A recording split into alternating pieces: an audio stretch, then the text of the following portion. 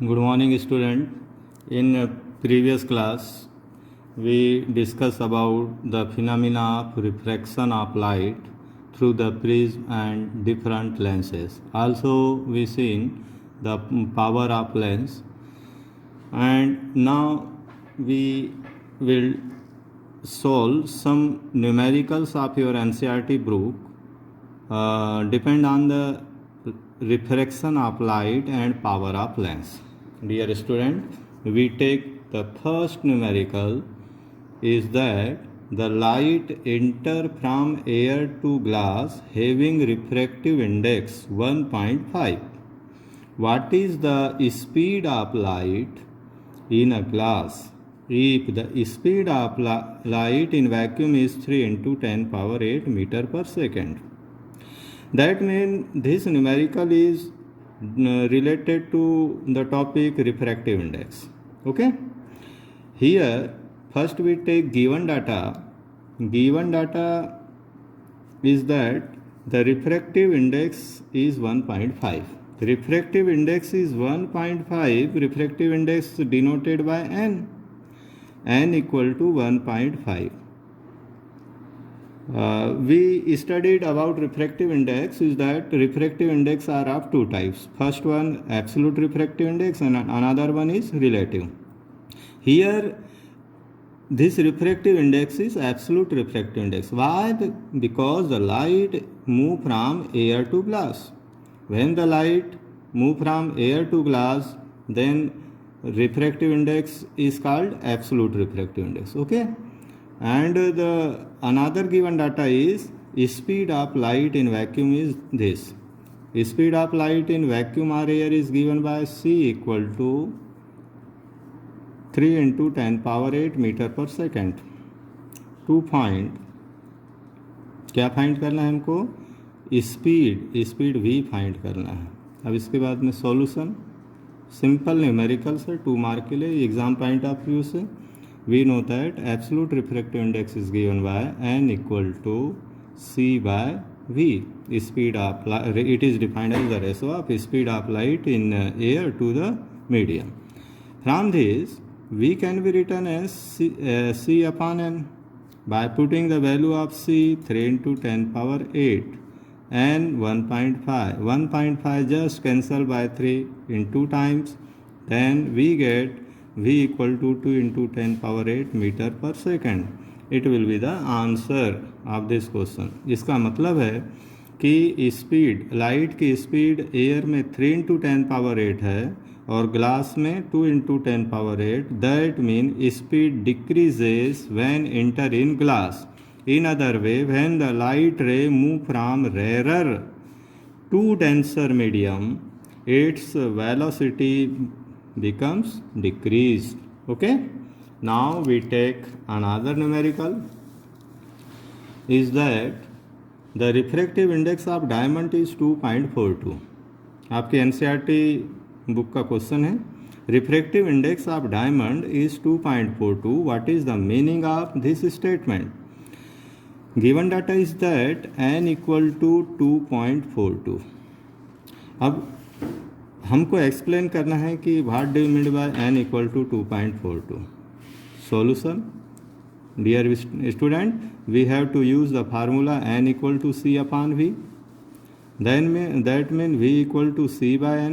Value of c, you know that value of c is constant and value 3 into 10 power 8 meter per second and value of n 2.42. Yeah, or in other way, only we put the value of n, it can be written as 1.242 into of c. This value suppose we not take, only symbol is take here.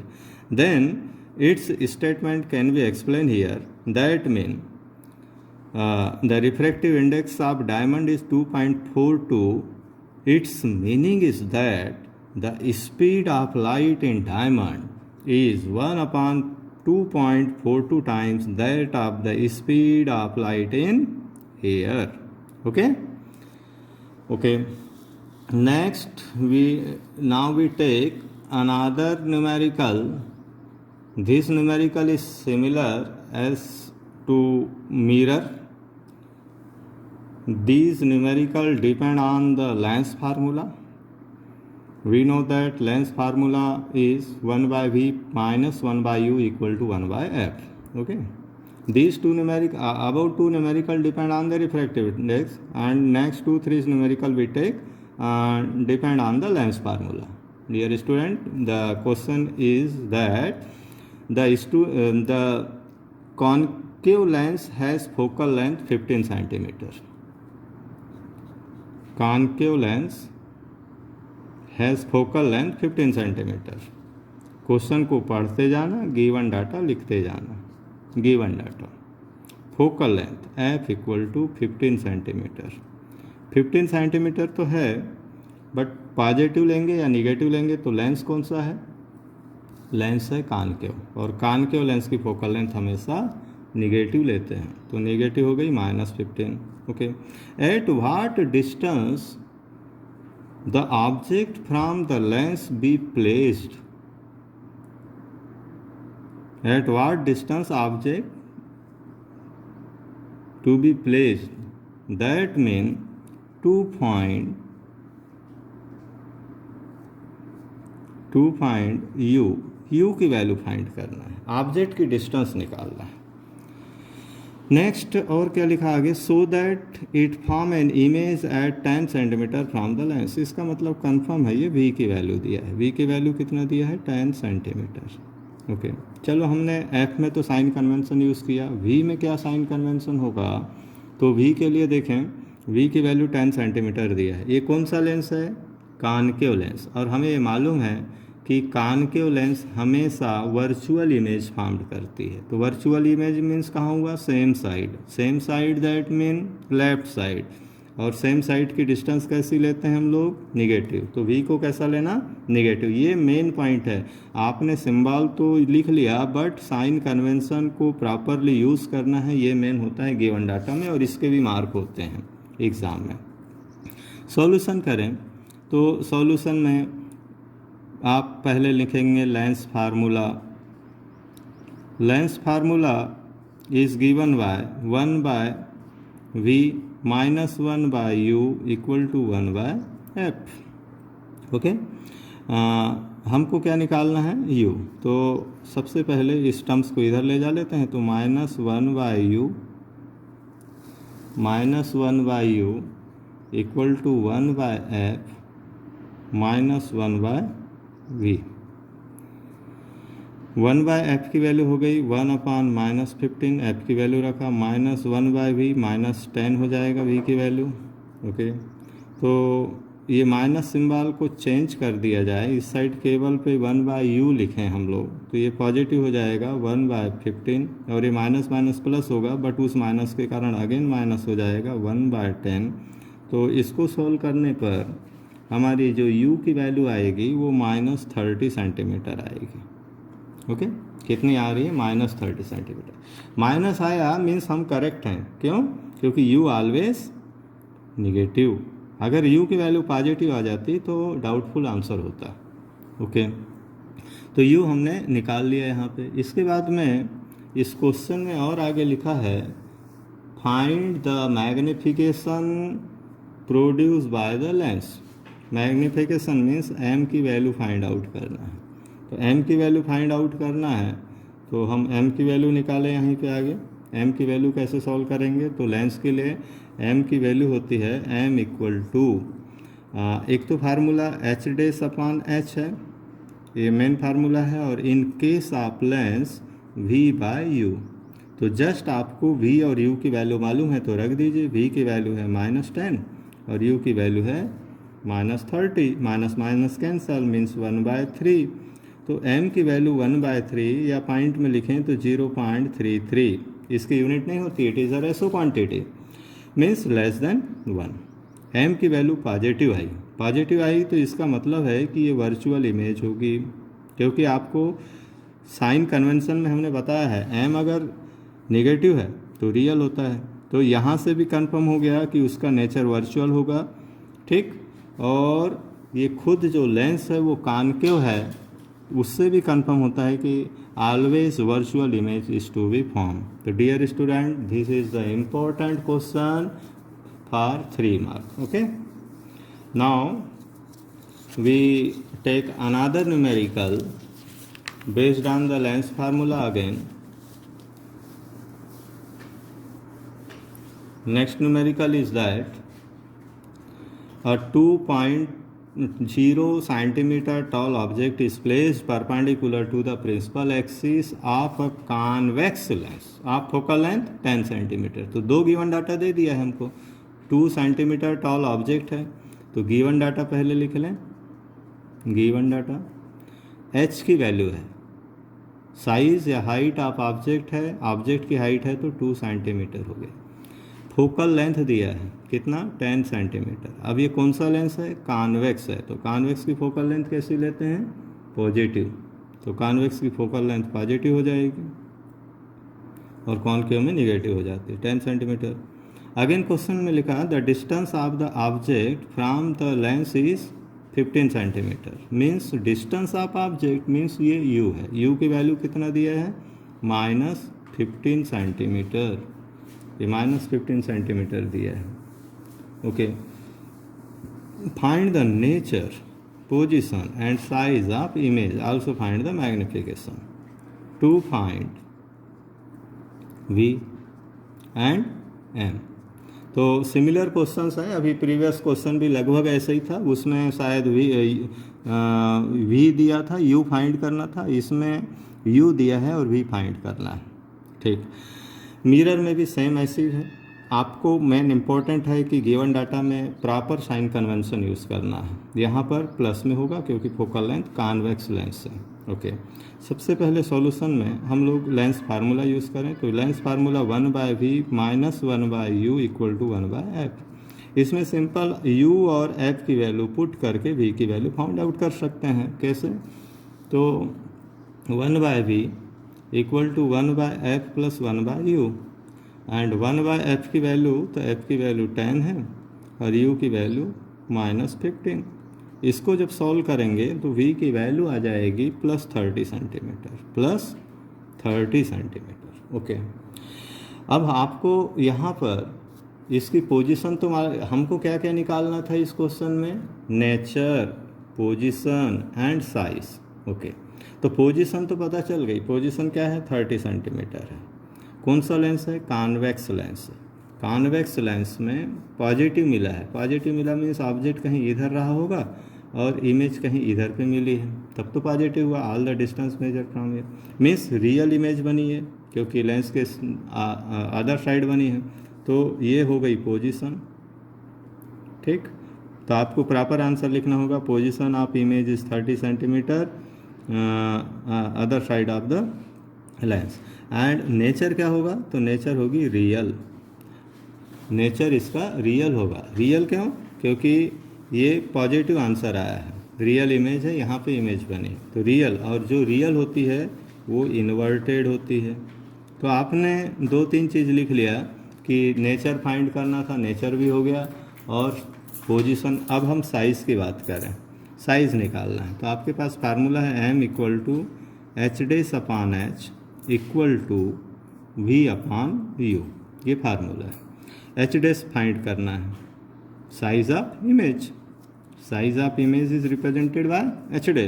तो h' = h को हम transfer किया v/u into of h. v की value कितनी आई, 30, u -15, h 2, then 2 × 4. तो h की value कितनी आ गई यहाँ पर, v/u.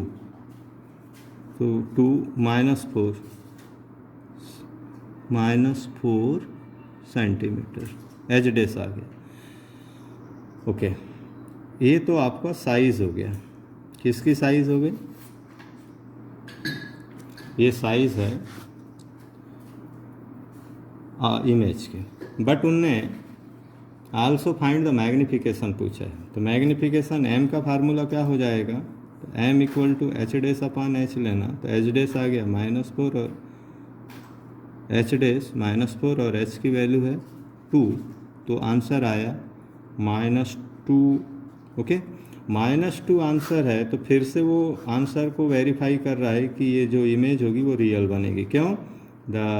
When magnification is negative then it will be real image is to be found. Okay, तो ये भी एक क्वेश्चन यहाँ पे कंप्लीट हो रहा है जिसमें हमने नेचर, पोजीशन और साइज लिया। तो डियर स्टूडेंट, इस टाइप्स के क्वेश्चंस आएंगे, इनको आपको करना होगा। Okay, now another one numerical is that a convex lens form a real inverted image of a needle at a distance of 50 centimeter from it. Given data देखें, given data, a convex lens form a real inverted image of a needle of a distance 15 centimeter. Means v की value दिया है, image दिया हुआ है 50 centimeter पे। Real image है, that mean positive होगा। लेंस में रियल इमेज पॉजिटिव होती है। Where the needle is placed in front of convex lens, means u निकालना है। टू फाइंड क्या होगा? यू फाइंड आउट करना, यू की वैल्यू फाइंड करना। Where the image is found, if the image is equal to the size of object. ये important point है। यहाँ पे क्या हुआ है कि जो साइज ऑफ इमेज है equal to size of object है। मीन्स गिवन डाटा m की वैल्यू 1 है। m की वैल्यू 1 क्यों? क्योंकि सेम साइज का बना है, तो m की वैल्यू लीनियर मैग्निफिकेशन 1 होगा और माइनस में होगा। क्यों माइनस होगा? क्योंकि रियल इमेज है। ऊपर ही क्वेश्चन में लिखा है कि ये रियल इमेज है, तो m की वैल्यू -1 हो गई। Also find the power, power means p find out करना। सॉल्यूशन में जाएं तो सबसे पहले आपको बहुत सिंपल है, m का फार्मूला होता है लेंस के केस में v/u। ओके, तो u इक्वल टू हो जाएगा v/m। v की वैल्यू दिया है 50 और m की वैल्यू है -1, तो आंसर आ जाएगा -50 सेंटीमीटर। ठीक, इसका मतलब ये हुआ कि सेम साइज़ का, और हमें थ्योरी में भी मालूम है कि सेम साइज़ का कब बनता है, जब ऑब्जेक्ट की डिस्टेंस और इमेज की डिस्टेंस सेम हो। तो सेम साइज़ बना, इसका मतलब है कि v अगर 50 पर है इमेज, तो u भी कितना होगा? -50 पर। तो ये एक आंसर आपका निकल गया। इसके बाद में also find the power of lens, power निकालना। अब पावर निकालना है तो पावर का direct relation u and v से नहीं है, तो पावर का रिलेशन किससे होता है? f से। तो जब तक आपको f ना मालूम हो तो आप पावर नहीं निकाल सकते हैं। तो सबसे पहले हमें क्या फाइंड आउट करना पड़ेगा? पावर। अब पावर सबसे पहले हमको क्या फाइंड करना पड़ेगा? Focal length. तो फोकल लेंथ फाइंड करना है तो 1/f equal to 1/v minus 1/u। इस फार्मूला को यूज़ करके आप क्या निकाल लो? फोकल लेंथ निकाल लो। कितना सिंपल है। तो 1/v की वैल्यू कितनी है? 50 सेंटीमीटर माइनस अगेन -50, u की वैल्यू -50 रखा, तो ये प्लस हो जाएगा 2/50, तो यहाँ से 1/25, तो f की वैल्यू आ गई 25 सेंटीमीटर, और f की वैल्यू 25 सेंटीमीटर आया तो पावर निकल जाएगा। पावर के लिए मैंने दो फार्मूला बताया है। क्या फार्मूला? एक तो 1/f होता है इन केस आप मीटर, और 100/f यूज़ करते हैं जब फोकल लेंथ सेंटीमीटर में हो। तो फोकल लेंथ हमारी ऑलरेडी सेंटीमीटर में है, तो f की वैल्यू 25 रखेंगे तो आपका आंसर जो आएगा 4 आ जाएगा। 4 25 वैल्यू रखोगे तो 4 डायोप्टर, तो 4 dioptre will be the power. Okay dear student, और एक चीज़ है, अभी जैसा हमने यहाँ देखा कि u की वैल्यू -50 और v की वैल्यू भी 50 है। हमको कॉन्वेक्स लेंस में 6 केसेस देखे थे, तो एक केस आया था कि when the object is place at twice f। जब ट्वाइस f पे ऑब्जेक्ट होता है तो इमेज भी ट्वाइस f पे बनता है। ठीक, तो ये सिचुएशन यहाँ फॉलो हो रही है कि सेम डिस्टेंस पे बन रही है, इसका मतलब ऑब्जेक्ट कहाँ रखा है? ट्वाइस f पे। तो ट्वाइस f की वैल्यू डायरेक्ट कितनी हो गई? 50 हो गई।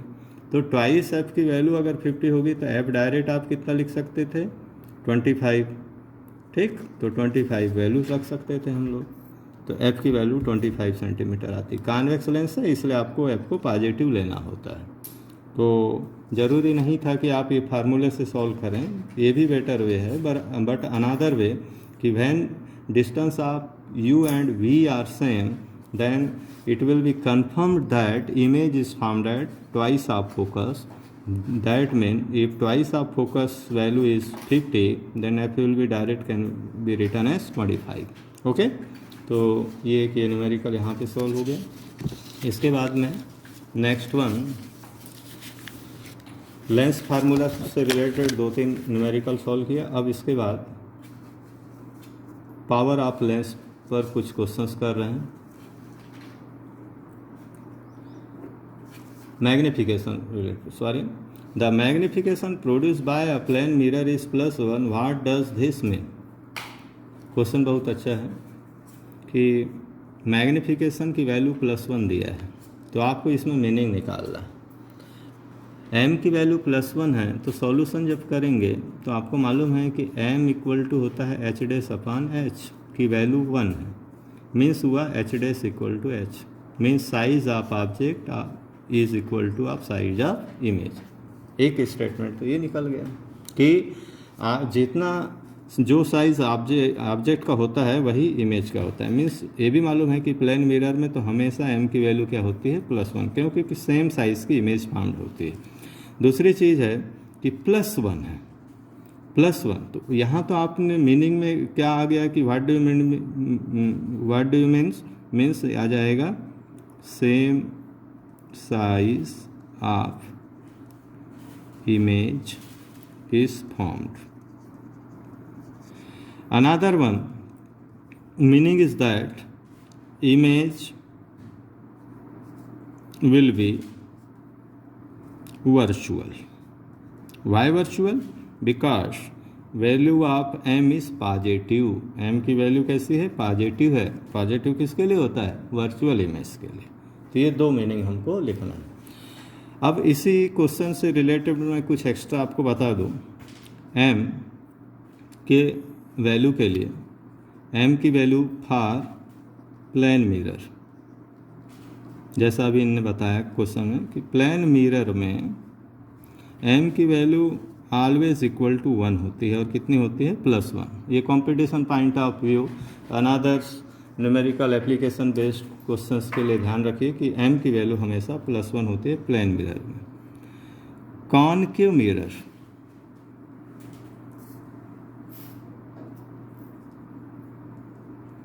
कॉनकेव मिरर में क्या होता है आपको मालूम है कि 6 कंडीशन फॉर्म हुई थी, तो वहाँ पे छोटी इमेज भी बनी थी, बड़ी भी बनी थी, इक्वल भी बनी थी। 3 केस थे। मीन्स क्या होगा? m will be less or equal than 1 और m greater than 1। Okay, m equal 1 कब होता है? तो जब वो 2f सेंटर ऑफ कर्वेचर पे ऑब्जेक्ट होता है तो इमेज भी सेंटर ऑफ कर्वेचर पे बनती है। लेस देन कब होगा? तो when object is beyond focal length, beyond twice है। और m greater than 1 when object is placed in between 2f and pole. In case of convex mirror, convex mirror में आपको मालूम है कि हमेशा छोटी इमेज बनती है, means m is always less then 1, m की वैल्यू हमेशा 1 होती है। ठीक, वैसे ही आप लेंस के लिए भी कंडीशन फाइंड कर सकते हैं। Next, another one question depend on the lens formula. A doctor has prescribed a corrective lens of power 1.5 diopter. Find the focal length of this lens. Given